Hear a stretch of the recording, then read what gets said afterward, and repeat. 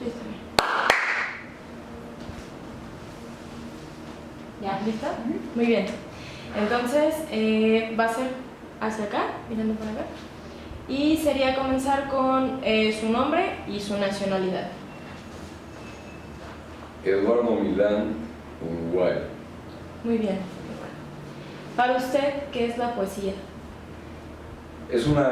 La poesía es un modo muy particular de manejar el lenguaje, en primer término, y después es pues convertir ese manejo del lenguaje en espacios sonoros o gráficos más o menos acentuados o más o menos intensos, buscando siempre una creación de un mundo completo o sugiriendo un mundo completo. O sea, hay varias maneras de abordar esto que estoy diciendo.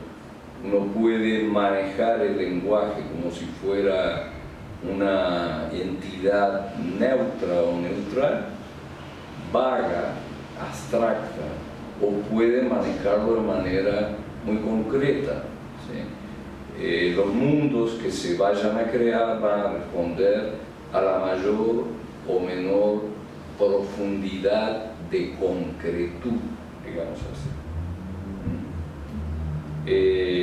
Te digo esto pensando en que no quiero dar una definición, no quiero definir la poesía, no quiero decir que la poesía es una cosa. Entonces planteo que la poesía es un modo de operar algo que no es poesía. El lenguaje no es poesía ni deja de ser. Puede ser tratado de una manera poesía o puede no ser poesía, ¿sí? El lenguaje comunicativo habitual, este que hablamos repitiendo, pues se le puede dar un alcance poético, se le puede dar un alcance político que en general es un discurso vacío, o se le puede dar un alcance religioso, ¿sí? La poesía es un modo de operar ese lenguaje, un modo que busca de alguna manera gratificar al oyente mediante o sistemas de sonoros o referenciales en el sentido de contenido, de sentido. Lo que no quiero es decir poesía es surrealismo o alguna cosa así, porque no es. Es decir, puede ser o puede no ser. Es decir, lo que tú hagas y con el sentido y la intensidad que le pongas puede o no depender de que eso se convierta en poesía. Muy bien. ¿Cuáles son los temas que le obsesionan o que se repiten en su obra? Bueno, yo como soy exiliado, es una posición difícil porque coincide, no porque no tenga que ver, sino porque tiene mucho que ver con el lenguaje poético, que es una especie de lenguaje exiliado del lenguaje común. Entonces ahí hay una especie de concordancia, y si uno se deja llevar por eso, cae en una trampa profunda. Por eso digo, eso para mí es una obsesión, mantener la noción de exilio en el lenguaje y no transformarme en una especie de exiliado profesional, que es la ruina de todo. Y otra de mis obsesiones ya dentro de la poesía es qué representa o qué sentido tiene eso que se llama lugar de la poesía en el mundo, que para mí es un no lugar de la poesía. Yo no estoy muy seguro de si se puede precisar eso como desde el punto de vista de una entidad consistente. El lugar de la poesía es la trascendencia o espiritualizar el cosmos o volver mejor a los animales como el flautista de Hamelin, ¿sí? No, yo no quiero decir eso. Yo lo que quiero decir es que es un lugar como paradójico, pero porque no es, tipo Sor Juana, ¿sí? Muero porque no muero, es un poco así, medio contradictorio. ¿Usted cree que la poesía sirve para algo?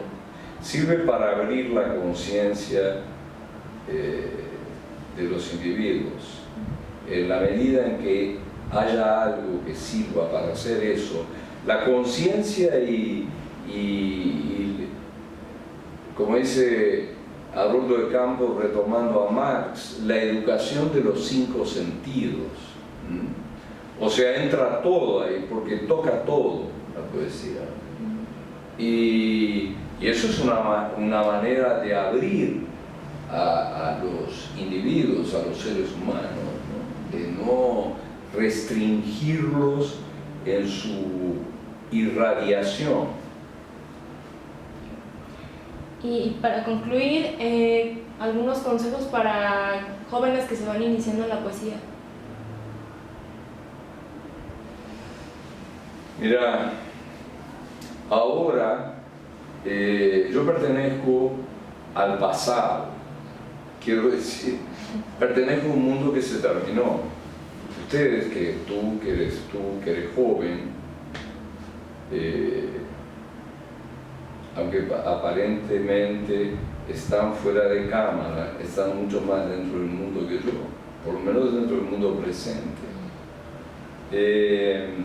Y ustedes tienen ese numerito que afrontar de aquí en adelante, porque yo lo afronté todo lo que podía en el terreno en que tenía y en el tiempo que tenía. Y no, digo, como decía Fernando Pessoa, no me vengan con conclusiones, la única conclusión es morir. O sea, esto no tiene final, y esto sigue, o como dice el Mon Javés, esto sigue, ¿no? Y bueno, qué bueno que sigue, pero hay que manejar. Yo sé que hay una tremenda, hay tremendas barreras. Una de ellas es la cuantificación productiva, la hiperproducción. Hay mucho de todo, la competencia es feroz. Entonces hay que tener mucha vitalidad, mucha resistencia para mantenerse, digamos, como decía un profesor mío en Uruguay, esto no se trata de llegar primero a la meta, sino de aguantar saltando, porque no hay meta.